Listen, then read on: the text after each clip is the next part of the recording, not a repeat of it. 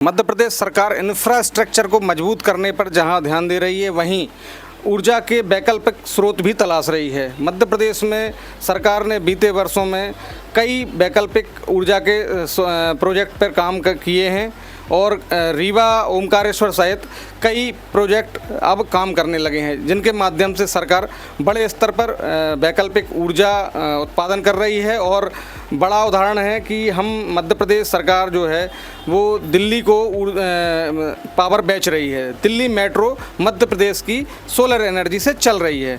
मध्य प्रदेश में वैकल्पिक ऊर्जा पर जो काम हो रहा है, सरकार जो प्रयास कर रही है, वो किस तरह के हैं और इसका किस तरह से मध्य प्रदेश की आत्मनिर्भरता पर असर होगा?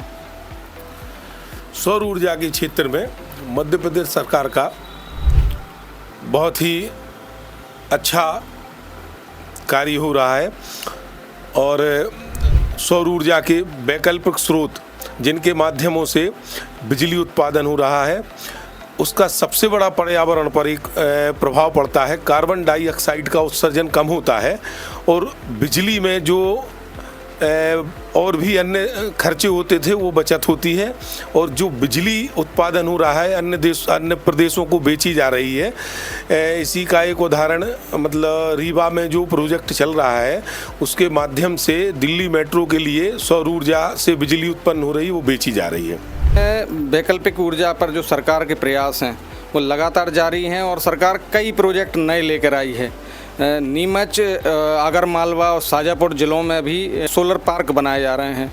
इनके माध्यम से भी स्थानीय स्तर पर ऊर्जा का उत्पादन सरकार करने के प्रयास कर रही है और इसके लिए तमाम तरीके से प्रशासनिक मशीनरी भी काम कर रही है। किस तरह से देखते हैं आप वैकल्पिक ऊर्जा के मजबूत होने से मध्य प्रदेश को किस तरह से लाभ होगा, किस तरह से मजबूत सशक्त होगा? निश्चित ही ये बड़ा अच्छा प्रयास है। सरकार ने वैकल्पिक ऊर्जा के तौर पर सौर ऊर्जा का जो प्लांट लाना शुरू किए हैं, उससे आत्मनिर्भरता पूरी बढ़ जाएगी बिजली के ऊपर और हम निर्यात की स्थिति में हो जाएंगे। और सबसे मेन चीज़ ये है कि पर्यावरण संरक्षण समय पूरा हो जाएगा हमारा। मध्य प्रदेश सरकार सोलर एनर्जी के माध्यम से केवल ऊर्जा का उत्पादन ही नहीं कर रही है, प्रकृति को संरक्षण भी दे रही है। रीवा में जो सोलर प्रोजेक्ट चल रहा है, उसके माध्यम से जितनी बिजली उत्पादन हो रही है, उससे करीब 17 लाख टन कार्बन डाइऑक्साइड का उत्सर्जन कम हुआ है। यानी अगर इस बिजली को थर्मल पावर प्लांट में उत्पादन करते तो इतनी कार्बन डाइऑक्साइड जो वातावरण में मिलती और उससे प्रदूषण होता।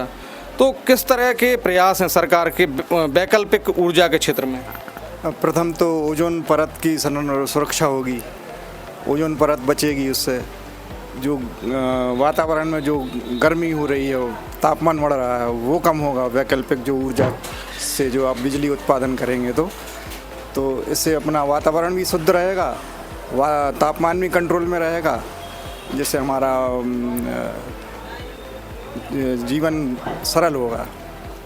मध्य प्रदेश सरकार जो प्रयास कर रही है वैकल्पिक ऊर्जा के, उससे ग्रीन हाउस जो है उसको होने वाला खतरा रुकेगा, ओजोन परत को नुकसान नहीं होगा और जो वैकल्पिक ऊर्जा के स्रोत हैं वो थर्मल पावर की जगह पर ज़्यादा कारगर साबित होंगे।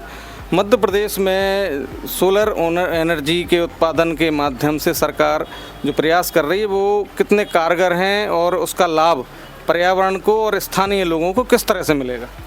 सबसे पहले तो सौर ऊर्जा हमारे पर्यावरण को सुरक्षा देती है।